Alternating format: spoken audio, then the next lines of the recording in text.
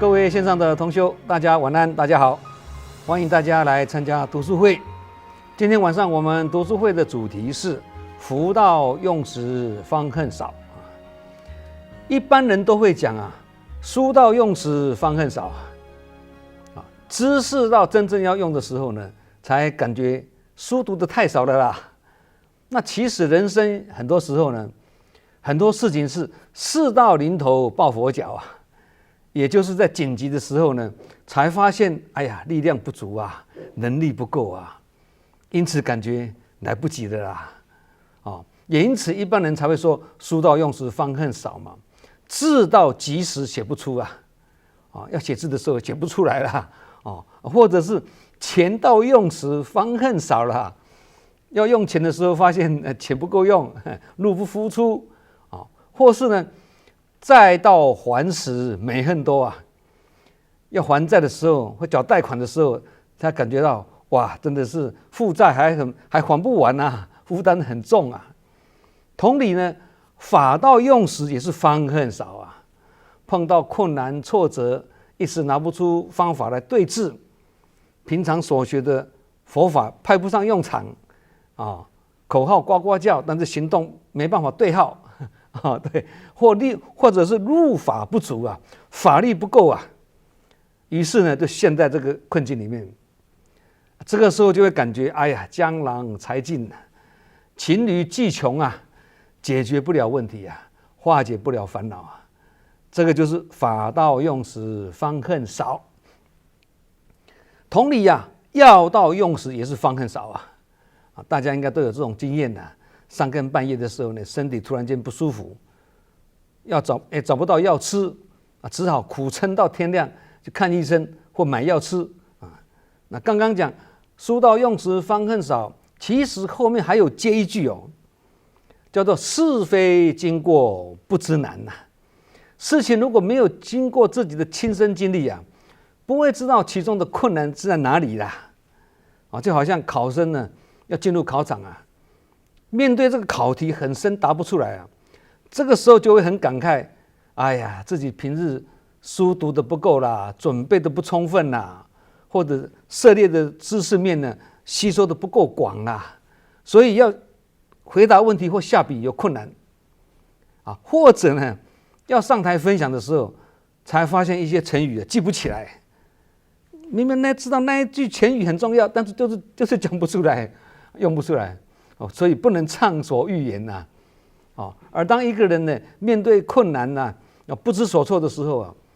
那旁边的人总爱指指点点提供意见对，我们都有碰到这样的事情嘛。但毕竟他们不是身历其境实际面对事情的人所以他无法体会我们当事人的心中的难处因此呢，书到用时方恨少跟是非经过不知难这两句话应该把它合并在一起意思是说人必须追求真知，也需要力行，有丰富的知识再加上实战的经验人就会变得有实战经验这个很成熟不会是井底之蛙了，也不会纸上谈兵讲的话都很务实很实际我们读书会提了好多次的知行合一的重要性王阳明唱知行合一的先贤知道了又去身体力行这样才是真知，真正的知道。知道但没有付诸实践，这样还是叫做不知道，非常有道理一个人或一个家庭甚至一个国家都好难免会碰到诸事不顺、时运不济、灾厄偏多跟命运多舛的时刻。这个时候是最佳时机，可以让我们好好的来检视一下，是否呢福到用时方恨少也就是当要花一大笔钱的时候了，我们就要看看银行里面的存款是否够花，存款够就可以轻松付款，顺利过关。如果是存款不足就会应付不了，而变成负债甚至跳票这就是刚刚讲的钱到用时方恨少因为平常没有储蓄的习惯嘛。那一旦要用钱，就会捉襟见肘啊，入不敷出啊。所以金钱要懂得储蓄起来，才能应付突如其来的不时之需。那福报何尝不是如此呢？平常没有在造福跟积福，一旦碰到恶业太大，善业又太小，善恶一拔河，恶业大胜善业大输或者是恶业显胜那这个时候呢，就会尝尽苦报而苦不堪言如果是一条命的生死劫，那这种结束更是让人永无翻身之日再回头已百年身因此每一个人应该都有这种经验感叹人生，哎呀，真的是福到用时方恨少啦。04、03花莲大地震当天我们花莲有一位师兄开车要去罗东，经过隧道，才出隧道几公尺，刚好大地震来了，眼睛看到前面落石如下雨一般这位师兄赶快立即倒车躲入这个隧道里面一家就这样逃过一劫那隧道的另一头呢，也是一辆轿车刚好要准备进入隧道，但是离隧道还有几十公尺，远见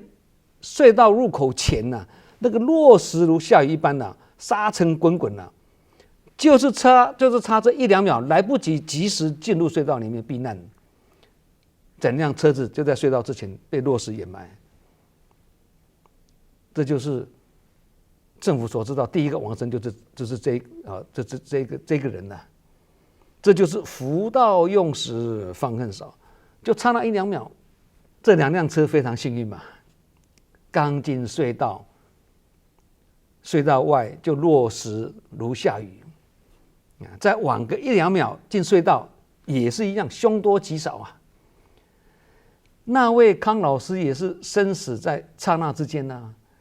7.2的地震，他已经顺利逃出大楼这时候大楼还没有倾斜，为了再进去救他的猫出来，再进去的时候刚好碰到第2震结果进得去出不来前后之间差几十秒而已，天人永隔他往生了他的猫平安第1震的时候大楼没有倾斜第2震才造成大楼倾斜。他如果不进去救那只猫，那只猫也会没事，但是他本来逃出来是没事的，是再进去而出事这个真的是造化作弄人然而千金难买早知道，世事无常难预料，剧本是这样写，只能这样演。那一对新加坡夫妻才跟那位农民聊过天，离开才1分多钟而已大地震来了农民回头一看，已经看不到这对夫妻的身影了，已经被深深埋在巨石的石堆里面了连要找大体都困难重重他们如果跟这位农民再多聊个1-2分钟，就跟农民一样有惊无险而逃过一劫然而人生的剧本是这样写，只能这样演。我们每一个人都一样，都是在写自己人生的剧本好坏福祸都不能怨天尤人，没有人叫你这样演，没有人叫你演这样的剧情都是你自己早已写好的人生剧本我们每一个人的人生剧本都是改来改去，到底是越改越好呢，还是越改越坏呢？就不得而知了。因为我们凡夫一下行善，一下子又造业，一下子心宽念存，一下子又心不宽念不存，一下子写喜剧，一下又写悲剧，反反复复，颠颠倒倒。所以每一个人的人生都是一本剧本这辈子所演的角色就是上辈子写好的剧本。同理，这辈子写了什么样的剧本，下辈子就要演什么样的角色。所以才说剧本是因，角色是果，要演什么角色，就要写什么剧本，而自己就是写出这本人生大戏的写手啊。菩萨为因，凡夫为果，意思是凡夫只担心自己会得什么样的福报，从不去了解这个果报的背后是什么因而引起的呢？所以担心的是因。一般人只在意自己有没有好命，而不懂得要先写出好命的剧本。别人无法帮你写剧本哦，更没办法帮你演哦，因为自己才是主角啊，别人顶多是配角。然而别人也是他自己人生舞台剧的主角，所以讲起来每个人都是主角啦啊。我们常讲啊，命在旦夕。也就是说，命在早晚之间呐，旦就是早嘛，夕就是晚上嘛，所以命在早晚之间。我们也常说，不知是无常先来，还是明天先到嘛？那这到底还是今天跟明天一天之间哦，对。但是刚刚讲进隧道之前或出隧道之后，都是短短的1、2秒哦，就决定了一个人的生跟死啊，就差那一点点。但是差一点就差很多，是生死之别。车祸还不是一样的道理，1秒钟晃神，那就出车祸啦。车祸也是一种无常啊，不管你去撞人家或被人家撞，都是意外啊，都是无常啊。而我们要学的是什么？把发生在别人身上的无常当作自己的上课一堂啊，每见证一次就警惕自己一次，这样日子才会越活越正常啊。无常来自意外，意外来自疏忽，疏忽来自我们自己的不用心。所以要多用心，而如果要用心，就要用心在每一个当下，用心把握每一个当下，把握每一个因缘啊，不能因善小而不为了，不能因为这个因缘是小因缘啊，就无所谓啊。没有累积小善，如何成大善呢？没有滴水哪能成河呢？没有积沙哪能成塔呢？没有粒米哪能成箩呢？没有先挖好沟渠，哪能水到城渠呢？沟渠也是要事先挖好啊，大水来了才会水到渠成啊，否则的话就变成泛滥成灾啊。为何正言上人讲一善破千灾啊？这个意思不是说行善一次就要破千灾，没那么容易耶。他真正的意思是，无常来临之前呢，就要先累积跟持续无数的一善，这样善念、善行不断，关键时刻的一善啊，这个才有可能破千灾啦。啊，关键的一刻，可能只是那1、2秒而已哦。人生看起来很多事情是好像很遗憾呐，很不公平的，但因缘果报是绝对公平的，你信不信都不影响这个真理的存在了。我们那位师兄呢，他是做水电跟建筑的啊，他的店面展示了很多的卫浴设备跟那个瓷砖啊，哪看强震一击啊，全部一片狼藉啊。那他逃过一劫之后呢，他不是急着回家处理善后哦，反而是求救的手机电话响不停。那时候大家还记得网络不通嘛，有一段时间嘛。当他看到简讯之后，才发现一些客户也好，法亲也好，纷纷向他求救，包括我在内啊。我花莲的住家也是水塔倒下来啊，水管呢破裂，没有水用啊。那这位师兄立即到处前往他的这些客户啊、法亲啊家里去协助啊。轮到帮我的时候呢，是地震后的第4天，就我家等于停水4天，还修到晚上才好。那修完之后呢，我要给他钱哦，他不收哦，因为他说对不起，这个是急难的协助，我不能趁人之危啊，所以他坚持不收啊。他说那平常的例行维修，这个就要收。那他这种因果道理跟行善理念清清楚楚，就是这样在累积一善啊，所以才能够在出隧道之后，一发现不对劲，还有短短的1-2秒，让他倒车躲进隧道里面了。距离在拉长，他来不及倒回来了，因为他回来的路上已经是落石如下雨了嘛，所以他能够这样逃过一劫，就是所谓的什么吉人自有天相啊，也是一善破千灾的最佳例证。这个不是如是我闻哦，我听说的哦，而是如是我见，是真人真事，你不得不信啊。每一个人的人生都免不了会有空留遗憾的事情的。树欲静而风不止，子欲养而亲不待，也是遗憾之一啊。这句话的典故呢，是起源于春秋时代啦。孔子呢前往齐国的途中呢，听到一个人呢正在悲伤的痛哭啊，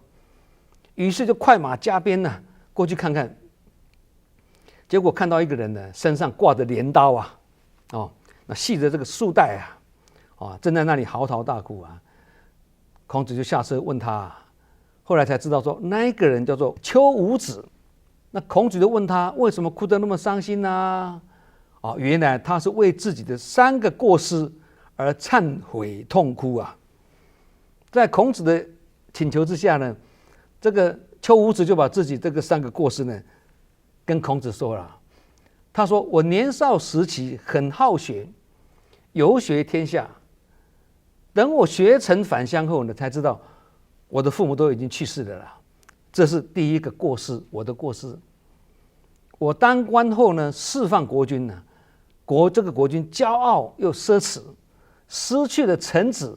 跟人民的拥戴啊。而我那时候没有尽到做臣子的责任，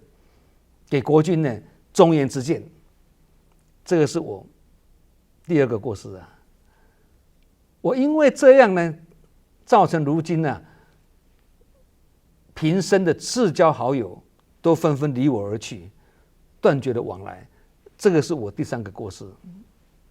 紧接着呢，这个丘吾子说了，他说了这句至今我们都耳熟能详的这句话：树欲静而风不止，子欲养而亲不待嘛。大树想要静下来，但是狂风却不停止啊。为人子女想要赡养父母，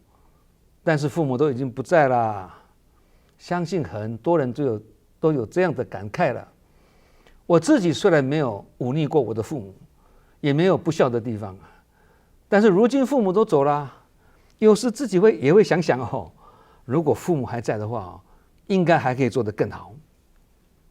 也就是说，过去做的还不够啦。那其实这样的感慨也是一种子欲养而亲不待，也是一种遗憾宋代的大学问家朱熹呢，也讲了一句经典名言：载道还时美恨多，福到用时方恨少。讲这句话，业力、业报、业障现前，就是一种讨债嘛。不只是欠钱叫做讨债啊，这个业力现前也是一种讨债啊。那业主要来向我们讨债的时候呢，我们就要还债，不是吗？而当我们要还债的时候，才发现哇，本金加利息负担很重啊，也就是业障深重啊。哎呀，想要扛又扛不住啊，要挡也挡不住啊，要还也还不完呐因为旧债还完，新债又来啦前债还没有还完，后面新的一笔又来啦，所以才说债到还时美恨多嘛。意思就是说，业障现前的时候，好像债主来向我们讨债，这才发现我们功德簿里面的功德财啊，存款不足啊，也就是福报不够，所以无法以福转业啊。这个时候只能临时抱佛脚啊。临时抱佛脚虽然比不抱来得好一点但是临时才来抱到底有没有效呢？这个也是要看抱佛脚的人呢，福缘够不够啦。平常不累积功德啊，事情发生了才想要来临时抱佛脚往往是叫天天不灵，叫地地不应事倍功半，结果当然也不会很好啦。自己不投入人群来做来付出，即使佛在你身边一直给你祝福，一直给你加持啊，你也是得不到。因为自己入人群无所求付出，就是对自己最好的加持，这是正信佛法的思想啊，这样才是正信啊。业力跟福报是左右我们人生命运的两大因素啊，其中又以业力为重中之重啊。所以有一个道理我们要很清楚，即使一个人的福报很充盈啊，但遇上了冤亲债主要来讨报讨债啊，你满溢出来的福报在这个债主面前啊，没有丝毫用处哎，因为吉不挡凶啊。意思是说，即使福报很多啦，你的欠债还是要还啦。而如果你还得很甘愿、很感恩啊，那可能债主会给你打个折扣啦，啊，但是债还是要还的，顶多给你折扣而已啦，不能一笔勾销啦。这就是佛法所说的重业轻报嘛。但业还是存在，不是行一善就想要破千灾了，因为过程的累积跟持续是很重要的。你有福报或你有钱，那是你家的事情啊，但是你欠别人的债，你还是要还给别人啊。债主也不会因为你很有钱，看你很有钱，而不向你讨债啊。哦，对，这样讲大家一听就了解了嘛，对。那业力会选在人体最虚弱的部位下手，叫做趁虚而入嘛。人会颠倒也是一样啊，从脚开始啊，对，从最弱的部分下手啊，也是这样的道理啊。哦，那业力也会选择在人生重大的事情啊，就好像结婚啦、生子啦、升职啦、考试啦等等的重大日子呢，来干扰我们啊。这个道理其实也不难懂，业力会选在你重大的日子呢下手干扰啊，让你无法心想事成，让你无法如预期般的顺遂，让你计划不能成功，让你在千钧一发之际呢，就差这进出隧道的1-2秒来判一个人的生跟死啊，让我们捶胸顿足啊，非常怨叹呐，就万叹呐，再多个1-2秒，进隧道就平安了，就差那1-2秒。老天爷就是因为这样的一记闷棍打下来呢，让我们世人才会感受到痛、遗憾，内心才会有感呐，让你天人永隔，永生难忘啊。那我们既然知道了业力跟福报会影响一个人的命运跟运途啊，平时就要努力消业障啊。怎么消？多造福，多积福啊。这样等到临时有事或者有紧急状况的时候，我们才有跟债主啊讨价还价的筹码嘛。否则一旦事情来了，你拿什么跟债主谈啊？对不对？你没有在造福，根本就没得谈，直接就让你受报。因为业障深重，一点福报都没有啊，这不是吗？那这一次花莲地震也是有很多人逃过一劫的啊，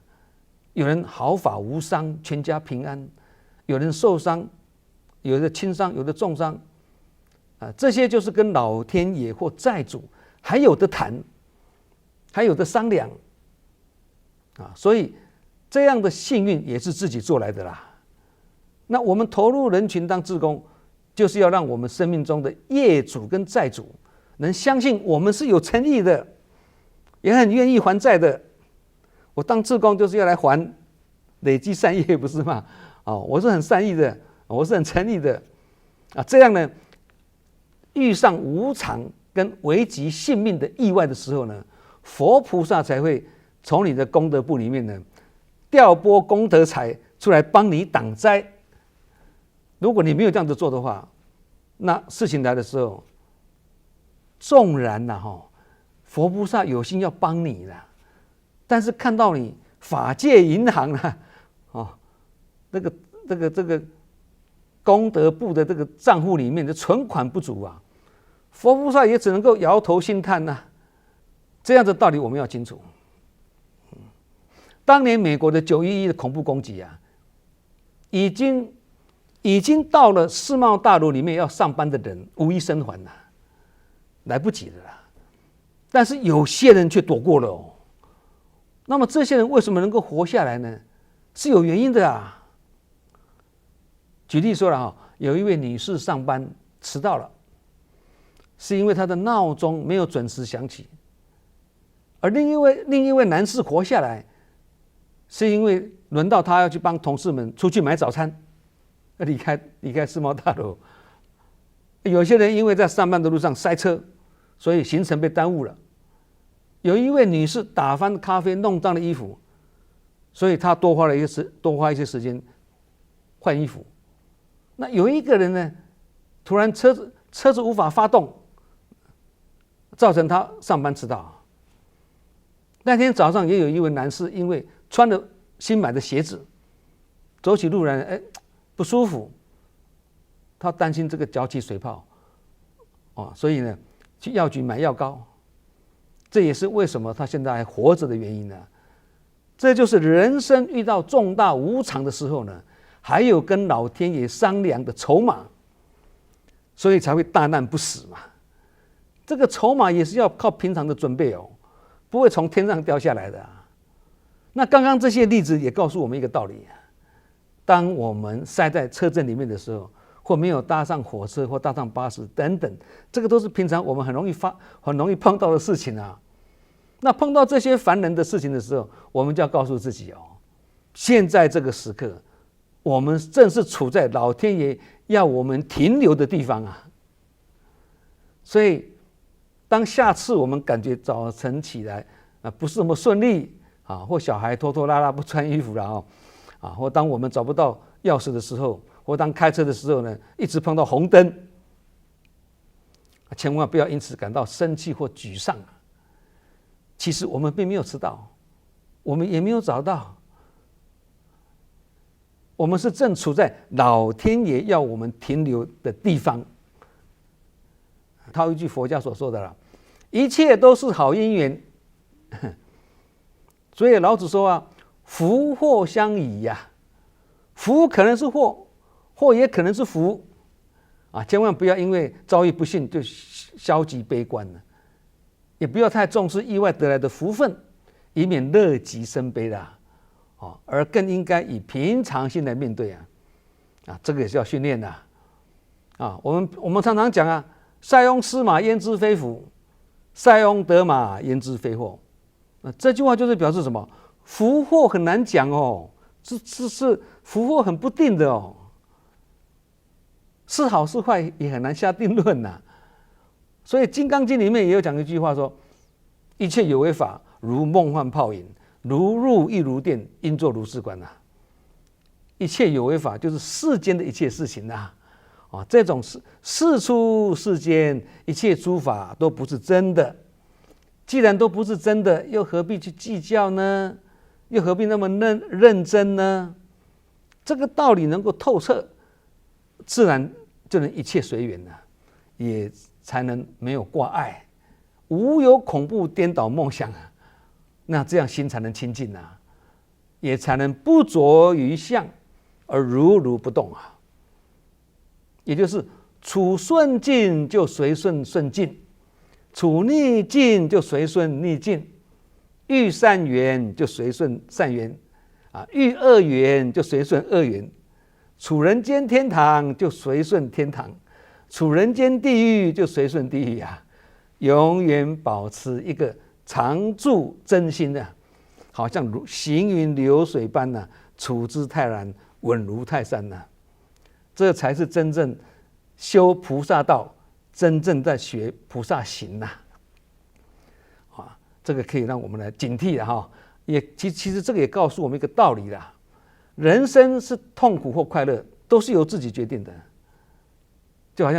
像以前我们讲过嘛，好命跟坏命也是一样命没有好坏之分的，是我们自己心在分的，也是我们自己心在决定的，意思是一样的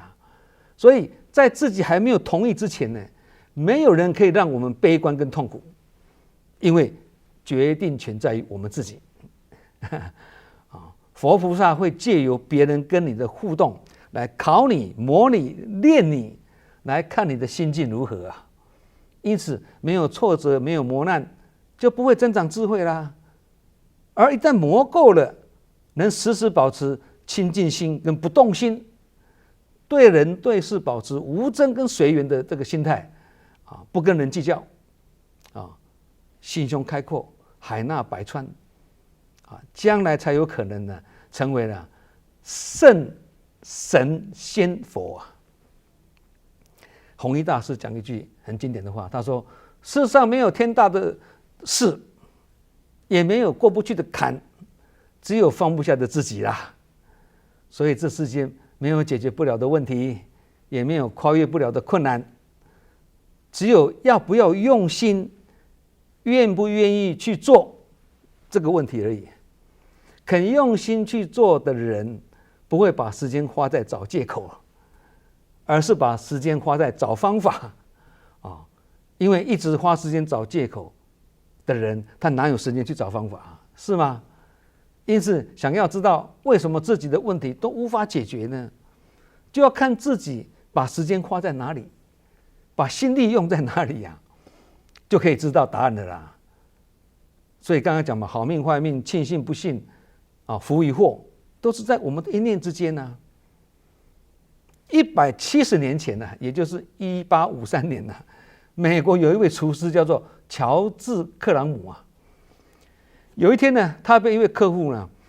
没完没了的挑剔嫌他做的那个番薯片太厚啦，要他切薄一点啦。那这位厨师呢，切了几次呢，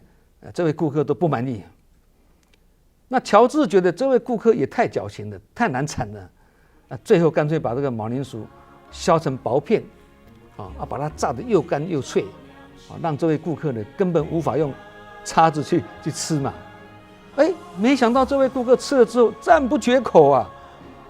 这种番薯片这样的做法，后来大受欢迎哦。这就是现在我们去超市里面